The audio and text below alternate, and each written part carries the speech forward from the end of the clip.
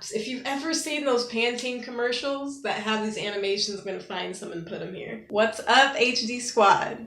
Before I welcome you back to the channel, I'm gonna welcome myself back to the channel because I've been gone for about a month, but welcome back to the channel. If you are new here, my name is Debonae, and the HD in HD Wellness stands for Herbalist Debonae. So let me just get into what we're doing. Today, we are actually going to get into a herbal hair video. It's actually gonna be a herbal hair, skin, and nails video, but this is gonna be part one of a three-part series about how I personally used herbs for my hair health over the past year, and for my skin health, and for my nails. They're all related, and so before we get into this video, we share music. Let me share with you what I've been listening to over the past month. First off, okay, just so you know, No Name is one of my favorite rappers, and she just dropped the album, and I about lost my shit. Okay, I filmed my reaction because SoundCloud had given me a little notification, right? That she had posted a new track, so I'm like, okay, cool. I set up my phone, set up my camera, like, all right, fam, about to, you know, film a little reaction video for you guys, see what No Name's up to. I get to SoundCloud, I see a whole album. I'm gonna log into my SoundCloud really quick. Oh my gosh! Did she put... Oh my god, she put, oh my god, it's the album. Oh my god! Goodness, oh my god. She ready, clap, clap, clappity, clap, clap, out and clap, I'm right on track, I'm in this speed. I'm shocked you put me in my feelings. Moving to LA and I'm sipping on Sunny D. My niggas hella blessed, I bought me a better pencil. I'm saying vegan food is delicious, like man, just hear me out. All I showed was in it, made the price of the show just went up in addition to tickets that they didn't figure it out. So I just say fuck it, purebred to the contestant, I did enough under the pressure.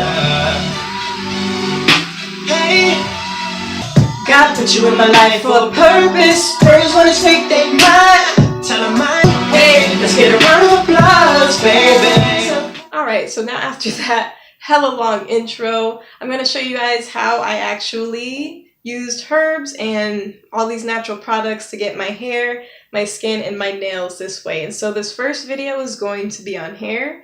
And so first, in order to know how to take care of the hair, first we have to know what is hair. What are the structural components of hair so we actually know how to feed it and replace things that could be lost or could be damaged or could be broken so that we can get healthy hair. So the first thing we are going to talk about is what is hair. We're going to break down the structural components of what is hair and how it functions. So we'll get started on that now. Okay, so first let me apologize for the glare on this. I did my best to kind of get it off, but first we're going to talk about what is hair. What is hair actually made up of? So hair is actually made up of a protein called keratin, and it's also made up of melanin. And melanin is the portion of the cell that actually gives things pigment, such as your hair, your skin, your eyes. So it's made up of keratin and melanin.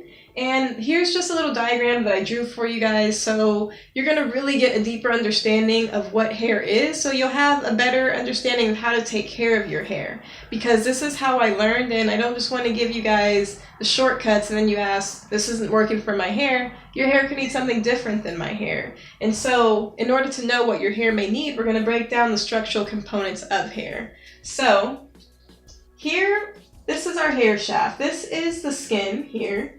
So let's just say this is the scalp. This is your scalp. This is the hair coming out of your scalp as a hair shaft. And right underneath that, right underneath your scalp is going to be your dermis. And this is where you have, if you puncture this, you'll be bleeding. So you have this hair follicle wall. So this is your bulb. So this is like that thing if you pluck out and you see your little hair follicle that has that tiny little piece of what is the actual hair bulb. This is what that is. So this is right under your dermis, and we actually have little veins and dermal blood vessels that go to each of these little hair bulbs that actually help to bring nutrients to our hair. And so you have your dermal blood vessels that bring blood with nutrients to the hair. Here in this hair follicle wall, right on the side here, you see we have a sebaceous gland. The sebaceous gland is actually what makes your hair oily and what moisturizes your hair. So if you notice that you're having issues with dermatitis or dry scalp, you want to do something to help heal your sebaceous glands.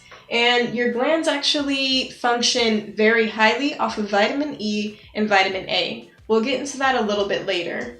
But those are two vitamins that actually help to have healthy sebaceous glands and healthy endocrine systems so that your hair will be able to grow well. So here we have the hair root. And so you see this is just a basic infrastructure of how the hair is. So now that you see what's going on with how the hair is, let's get into an actual kind of live drawing of what an individual piece of hair looks like. This is all going to make sense soon, I promise. So remember how we just talked about how hair is made up of a protein called keratin and also melanin. Why is this important? Well, have you ever heard of protein keratin treatments or a keratin blowout? Starting to sound familiar, yeah? So what these treatments actually do is they actually help to rebuild the damaged protein and keratin that happens to be in the hair shaft. And so what is keratin? How does this stuff end up on our scalp? So we're going to talk about keratinization. So what this process is what we've discussed is you saw that we had the little, the dermal blood vessels that feed into the hair bulb. And so what happens in this process is the cells that are actually nourishing the hair follicle go through this process called keratinization. And when this happens, the nucleus of the cell, which is what actually directs its actual functions and where the DNA is, actually dies off. And so you have this piece of keratin that's gone through this process of keratinization and has been pushed up through the dermis and the epidermis up so you see your actual hair. So that's what hair is. It's actually dead protein. You can't actually get DNA from just cutting your hair, and this is also why it doesn't hurt to cut your hair because it's not alive. Although our hair is dead, it still serves a purpose by keeping you warm in the winter, by keeping your scalp shaded in the summer. Also making sure that your head just doesn't get so hot that you start to overheat your brain. It actually protects your brain from overheating because it actually is able to absorb moisture, it's able to absorb temperature. And so this actually protects your scalp, which is really close to your brain, so just keep that in mind. So now that we know what keratinization is and how it actually happens for your hair to be able to grow out of your hair shaft, let's get a little bit more into details about the actual structure of the hair. All right, I figured out the glare situation. We had to put the camera at an angle. So, all right, guys. So here's our hair structure. So we know that there's a cuticle, there's a cortex, and there's a medulla. So what these cuticle layers are is they're actually on the outside of the hair shaft. And so right in the cortex is going to be where all the keratin protein is. And on the outside of it is going to be the cuticle. And so these cuticle layers actually they act like little flaps. If you've ever seen those Pantene commercials that have these animations, I'm going to find some and put them here. So what these cuticles actually do is they open and close to allow moisture and to allow protein and nourishment to come into the cortex and nourish the center of the hair shaft. So with the cuticle, this is different for every individual person. And the cuticle, whether it's open or closed, will actually affect your hair moisture, the content moisture of your hair.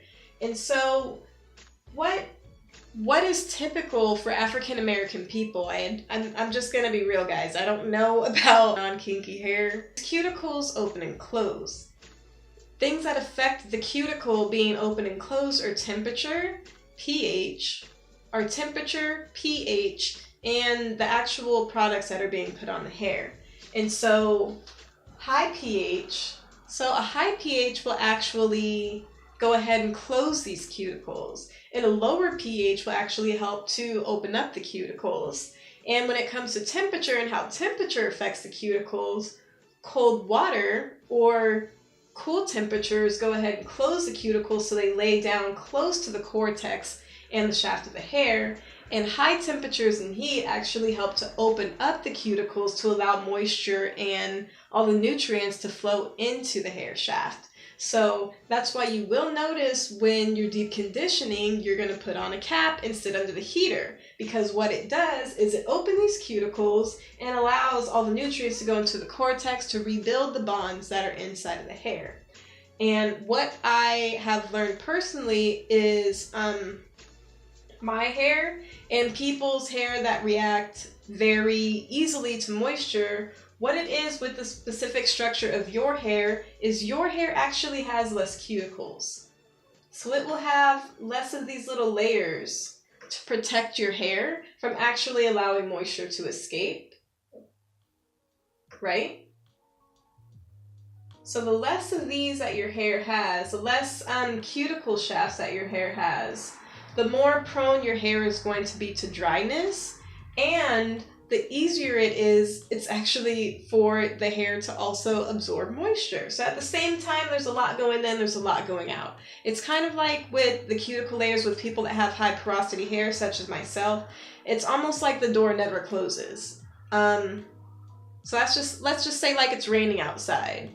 A person with high porous hair will always have a door crack. There's always going to be some moisture coming in between these cuticles to get into the hair shaft. And so that's why, although I live somewhere where it's like 30% humidity, I still cannot, my hair will react to the moisture over a period of 3 days, even if my hair is stretched. So yeah, the cuticle is very important. If this starts to get damaged, you'll start to damage the center of the hair, and that will lead to breakage. So it's really important to know about the hair structure and its functions to be able to know how to take care of it. By the way, your nails are made up of the same protein. That's why it's also dead. They go through this process of keratinization that we talked about. So it's all just dead protein and certain types of bonds that keep it strong like this. So now that we know the basic hair structure and the basic hair functions, we're going to get into a little bit more detail about what's actually in the cortex of the hair. Okay, why is this all important? Well, if we're going to talk about taking care of your hair and making sure that your hair isn't damaged, and if it is damaged, being able to repair it so that it doesn't break off, then we need to talk about more of the cortex. So here is the cortex here. We're just, let's say this is like, there's cuticles on the outside that I didn't draw, but this is a cortex. And so the cortex is made of the keratin filaments. So that's like all those little proteins that are woven together and formed by disulfide salt and hydrogen bonds. And so why is this important? Well, it lets us know what we need to feed our hair from the inside out in order to have it healthy. And so as you'll notice, the salts, the hydrogens, and the disulfides, this transfers out to, you need to have a really nice amount of sulfur in your diet, natural sulfur. You need to have a healthy amount of minerals, alkaline preferably, the salts, and you need to be hydrated with water, H2O. These are 3 things, and obviously having a great amount of variegated foods in your diet is what's going to help to have a healthy hair structure. And so when you are giving your hair these things from the inside out, you're making sure that you have enough minerals to nourish these blood vessels and to nourish the endocrine system that supports this growth so that you can have healthy hair. So now that we know some of the minerals that the hair takes to be healthy, let's get into a little bit more to the phases of how it grows. So we're talking about having a lot of minerals in your diet. And so these are going to be things like your green leafy vegetables. So nuts, grains, seeds, and beans. These things are also, all of these things are very high in minerals, as well as your herbal teas, which we're going to get to in the fun part of this whole series. Now that we have our hair structure, let's get into the main things that affect your hair, and not only your hair, but your hair, your skin, and your nails. So this is the first So in this first part series, we'll just focus on hair for now. So let's get into that. So we know what the hair is built of. We know what minerals and nutrients the hair likes to have in order to be healthy. What about the hair growth phases? Most of us want long, amazing hair. You're here on this video because you want to know how I grew my hair, this how I grew my hair to be healthy like this. So let's talk about our hair growth stages. We have 3 stages that our hair is going through all the time. It's going through its transitions. So the first stage is actually the anagen phase. And so this is the period of growth where your hair is rapidly going through the process of keratinization. It's constantly pushing out new cells. So you're going to be seeing your hair grow. And so this is when your hair is growing. This is when it's pressing out a lot of the old protein, the bonds are good, it's being nourished, your hair is growing, and this is why we need haircuts every couple of weeks. Hair grows on average about a ½ inch a month, and this is going into the genetics. So we'll get back to that really quick. So your hair growth, while it's in this growing stage, this phase lasts for anywhere from about 2 to 6 years. And about 90% of your hair is always going through this phase. So this is why we notice why pretty much most of our hair is growing all the time. After your hair is done in this anagen phase, it drops down into the catagen phase where it starts to rest. And this is where the hair follicles, they stop receiving nutrients from the blood slowly and surely, and the blood vessel, the tiny little blood vessel nourishing this hair follicle starts to shrivel up. And then after that happens, you go into the telogen phase. So after that happens, it goes ahead and shrivels up. It ejects the hair follicle from the scalp, and this is where you have shedding. And so about 5 to 8% of your hair is going through this cycle at any given time.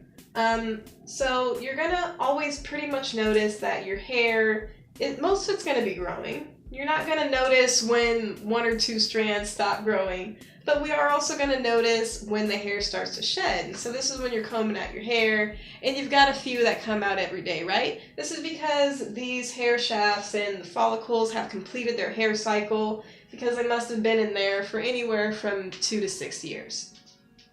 So now that we know about the hair growth and what cycles it goes through, let's get into the main juicy stuff of the video.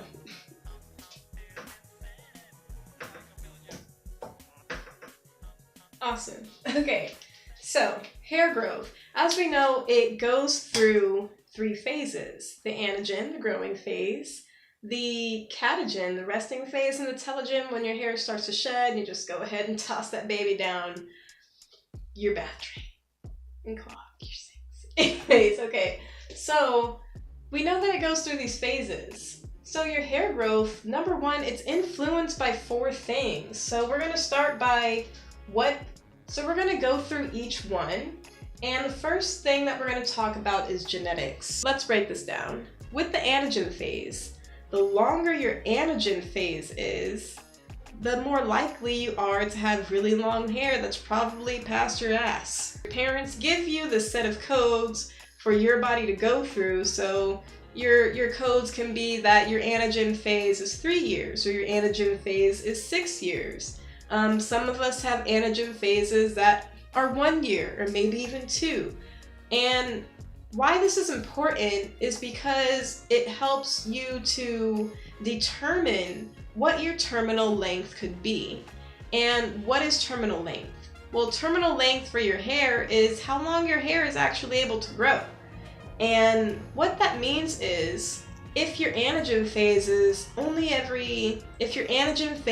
ends every 2 years, and on average hair grows about a ½ inch per month, that means it's going to be really hard for you to get your hair to be 20 inches, because after 2 years of growing and after about 12 inches of your hair, if you've been taking care of it, your hair will start to shed and start the phase all over again. So this is why your hair length is determined by your genetics, which is obviously given to you by your parents. So the longer the phase you have, the more of a chance that you have to grow your hair longer. The shorter anagen phase you have means you're more likely to have shorter hair and have a terminal length that's shorter than someone whose hair may grow down their back. So you can have brothers and sisters in the same family, moms and cousins, and everyone can have a different terminal length. For example, my terminal length seems to be right around 3 years. My hair will get right around to about 15 or 16 inches. before, like, that's just how long my hair is. And so for me, that's right around, for me, because I'm only 5'1", that's gonna be about shoulder length. So that's about at the bottom of the shoulders. So my hair will probably never be waist length. And this is just my guess because I've only been natural for 7 years, but I've also cut my hair a lot within that time. So yeah, genetics are a heavy influence on how long your hair can actually grow, right? So everyone has a terminal length, but the good thing about this is we can actually influence our bodies to continue the anagen phase so that we can grow longer hair. How do we do this? Well, that brings us to the second most important thing that influences your hair, which is your hormones. So we talked about these phases, the anagen phase, the telegenic phase. Your hormones will actually control these phases. They're going to control how long they are. So your hormones control how long these phases are. And it's so important. I can't stress enough how important hormones are to have healthy hair, healthy skin, healthy nails. Trust me, because if any of you guys watch my video on why I went vegan, a big part of it was my hormones. My hormones were severely imbalanced. It caused my hair to start shedding and fall out. It caused me to have brittle nails and really dull skin. Why is that? And it's because hormones actually influence these growing cycles. So what can we do to make sure that our hormones are in check?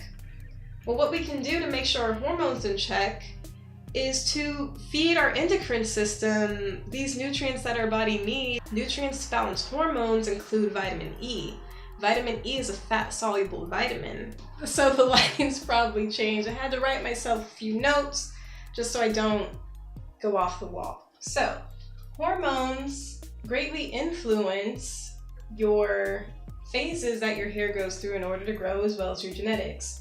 But as we were talking with hormones, vitamin E is one of the really important vitamins that you want to get in your diet. And it's because vitamin E is actually really fabulous at balancing your hormones. So what they're finding with vitamin E is it actually has estrogenic, androgenic and progesterone-like properties. And so what this does is this vitamin acts synergistically with all of these hormones so that your body can keep a nice balance. Vitamin E just acts as a balancer and kind of the middle guy for all these hormones to keep them in check. It's also known as an anti-sterility factor. And one of my mistakes when I first went vegan, and also when I wasn't vegan, and I know it's what I started learning when I started my course on women's health and my herbalism studies, is they had this woman who was also an herbalist, and she was talking about how she was taking every herb in the book to stimulate her endocrine system, to stimulate her pituitary gland, to stimulate just hormone production, and it just wasn't happening. She's months down the line taking these herbs to try to help herself get better, and it's not working. And what she noticed she was missing was the vitamin E. And so it's super important. So make sure that you're getting vitamin E in your diet. Things that include vitamin E, the things that are super high in vitamin E include flax, borage oil, rosehip seed oil. So one of the seeds highest in fats, this is also great for people who are allergic to nuts, is sunflower seeds. Sunflower seeds have an incredible amount of natural vitamin E and natural fats. Go ahead and soak those for a few hours and go ahead and munch on them and enjoy the fabulous nutrition that you're going to get from those. Also, sunflower seed oil is really nutrition, is in vitamin E. So that is absolutely fantastic for skin and fantastic for your hair to absorb into the scalp. So, you know, your body just starts putting things to work. Vitamin E. So vitamin E is super important when it comes to hormones, especially for women, because it helps to produce prostaglandins. And what prostaglandins do in the body is they reduce is they help to reduce the hormone prolactin. And the hormone prolactin is the hormone that our body needs to be at a higher level when we're coming into ovulation. But prolactin is a sex hormone, and it promotes the function of the endocrine and the reproductive system. I'm going to talk about 3 more really important key nutrients when it comes to having balanced hormones, which you will greatly see a big difference in how your hair is growing and how much better your hair is going to be able to stay in the anagen phase, the growing phase. Okay, we're going to talk about vitamin A. Vitamin A, broken down as retinol, and you can get this from, I believe, plant sources do not. As far as I've studied, there are very few plant sources that have vitamin A. A lot of plant sources that you get vitamin A from actually have beta carotene. And so when the body uses the enzyme to chop the beta carotene in two, it forms into retinol. So you can actually, beta carotene is like provitamin A. It's like right before vitamin A. And so you get this from things like carrots, from kale, from spinach, from green leafy vegetables. And a lot of fruits are actually high in vitamin A as well. So you want to keep things like this in your diet to make sure everything starts functioning. So why is vitamin A important when it comes to discussing hormones and why it plays a big role in our hair growth? Because they contribute to the pancreatic development and pancreatic function. What does your pancreas do? Your pancreas secretes insulin. What does insulin do? It helps to break down glucose so that your body can break down the glucose into energy, ATPs, so that you can have energy. So this is super important, guys, to be doing your best to be feeding your body.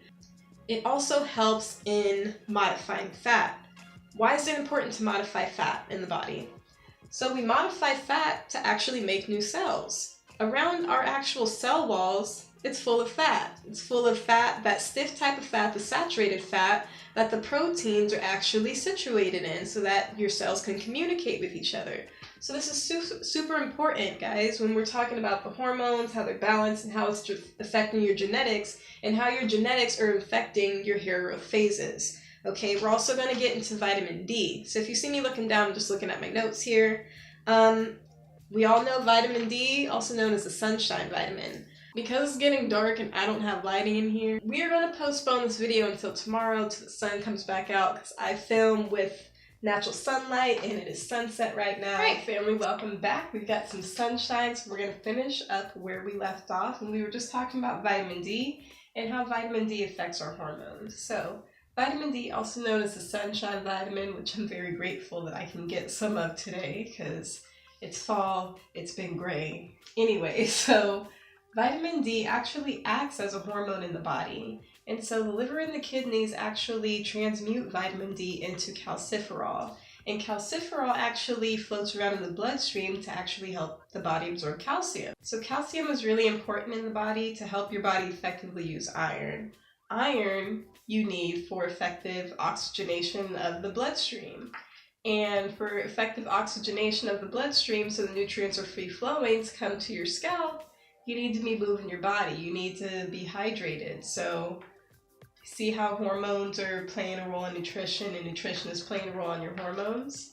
So let's get into a little bit more details about what your hair actually needs and what it's influenced by in its hair health. So the iron is actually stored in the hair follicles. And a few other key nutrients such as minerals that your hair needs to be healthy are sulfur. Silica is another key nutrient that you need for your hair. And it's super important because silica is one of the minerals that actually helps to form the bonds that are inside your hair that keep your hair strong and healthy. Also with your nails. So if you notice that your hair is weak, you're probably low on a few more minerals, which is also affecting your hormones. Everything plays on each other. So this is why when it comes to hair growth, I listed the genetics, the hormones, the nutrition, and the physical care last, because so long as these 3 are in a pretty healthy balance, this is going to come really easy. Your hair is going to be more manageable, it's going to be softer, you're not going to have to be doing protein treatments as much to maintain it, and it's just gonna be an easier time if you've got all 3 of these worked out before you try to go to the physical care. I know a lot of us want to just, oh, how do I get healthy hair? And we don't think of the actual root causes of why we don't have healthy hair. We're just so quick to jump into what products can I use. When really, so long as you take care of your hair from the inside out, you're not going to have too many problems maintaining your physical hair and getting it to be long and healthy and strong. So when it comes to nutrition, some of the foods that are high in the minerals and the vitamins that your hair needs to really thrive are as follows. This is what you guys were waiting for. So I've actually got my little list here, and I'm also just going to tell you guys some of my staples, but here are some foods that are really great for maintaining your hair health and your skin and nail health. Sunflower seeds, flax, sweet potatoes, almonds, green leafy vegetables, carrots, brassicas of all sorts, which include cabbage, cauliflower, broccoli, and kale, avocados, pumpkin seeds, and all types of berries, especially strawberries. Strawberries tend to be very high in silica, and I notice berries are something that I rarely go a week without, and I notice that my nails get so much stronger when I'm making sure that I'm eating my berries every morning. So before I forget, I forgot to talk about the importance of gut health, because I filmed this video so many times and messed up so many times, a few things got lost in the mix. But I wanted to come in and just chime in a little bit about gut health. What I noticed for me this past year is really making sure that I'm taking my probiotics has increased my hair and nail growth and just the texture and plumpness of my skin by so much. My skin is so much more healthy. It's got a nice healthy glow. So I like to do probiotics most days, and what I find works best for me is having probiotics twice a day. And so I'll make my own almond milk kefir, and I'll take some of that in the morning and take some of that in the evening.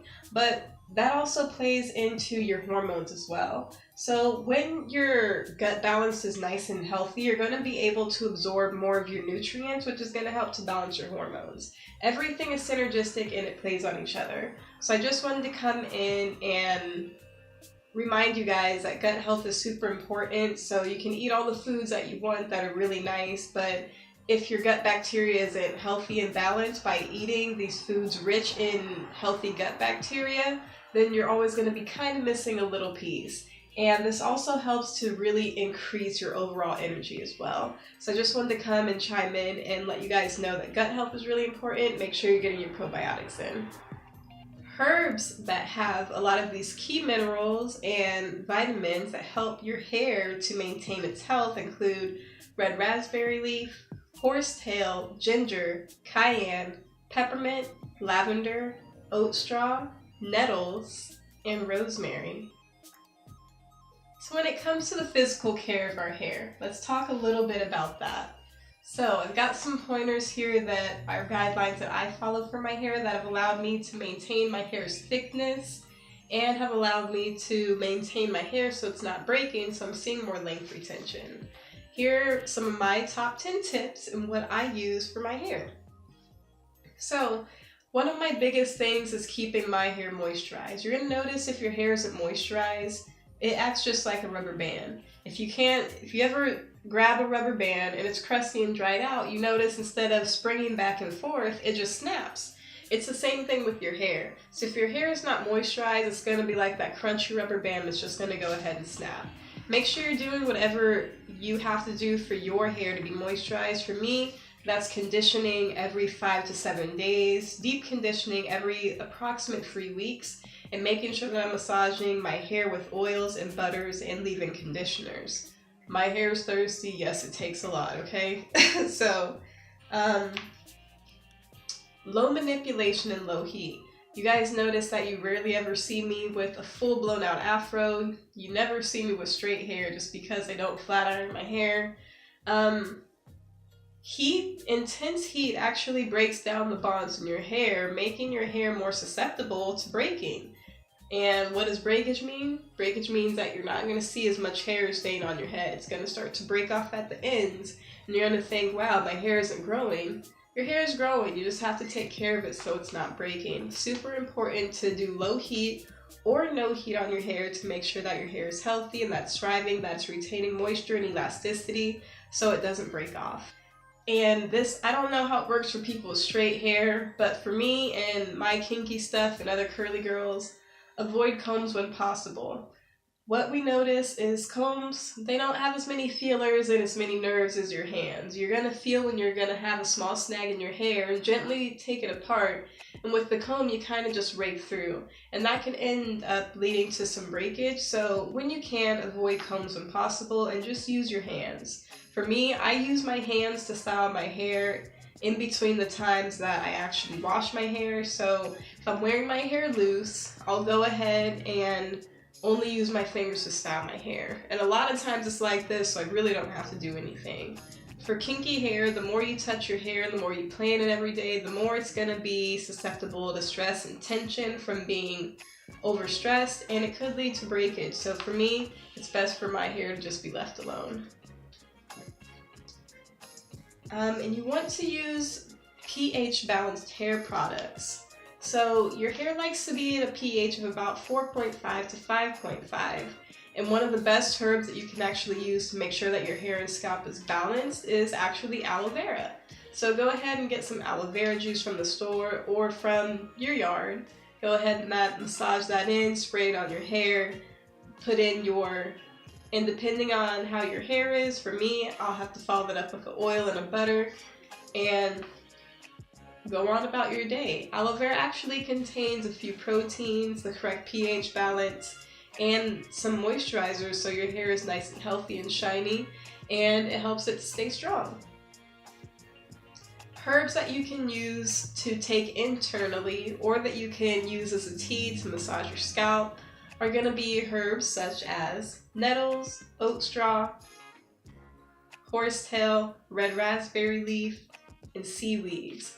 My personal favorite being the raspberry leaf because it acts as a natural astringent. It has trace minerals of silica, calcium, and vitamin A. And so it actually helps to pull all the excess oil out of my skin internally because a lot of times my face is more so oily combination. So it'll be kind of oily in my T-zone, a little bit dry on the outsides.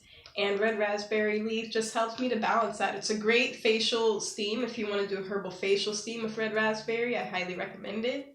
It's definitely one of my favorites. So oils that I use for my hair, oils that'll help retain your elasticity, that will help to act as an emollient for your hair, that'll help protect the cuticle so your hair shaft stays healthy, are these oils. Olive, almond, coconut, jojoba, grapeseed, sunflower seed, flaxseed, and rosehip seed oil. My favorite essential oils that help to stimulate hair growth and help to bring blood up to the scalp and actually just help for healthy hair follicles are my favorites: rosemary, lavender, basil, ylang ylang, and peppermint, and also tea tree.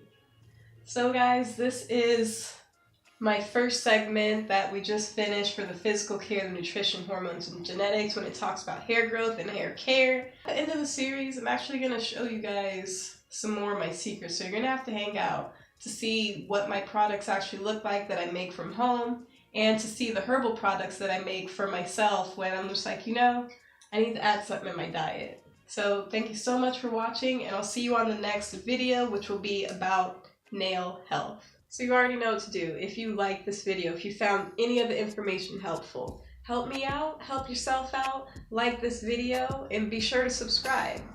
I'll have the next video on nail health coming, I don't know, I'll let you guys know. I'll see you soon. Take care. Bye. Mwah.